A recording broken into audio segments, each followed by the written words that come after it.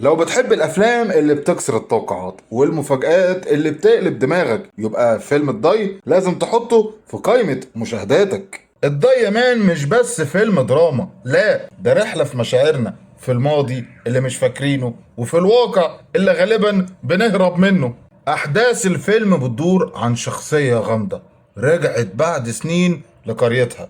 اهل القرية بتشوفه بطريقة وهو شايف نفسه بطريقة تانية خالص. أغنية محمد منير من الفيلم كسرت الدنيا على السوشيال ميديا، والكلمات بتاعت الأغنية لمست ناس كتير، وصوت منير رجع الحنين لقلوبنا. في ناس شايفة إن الأغنية كانت أشد وأجمد بكتير من الفيلم، وناس تانية شايفة العكس. هل بقى يا مان فيلم الضي يستحق كل الضجة اللي حصلت حواليه دي، ولا الموضوع مجرد ترند؟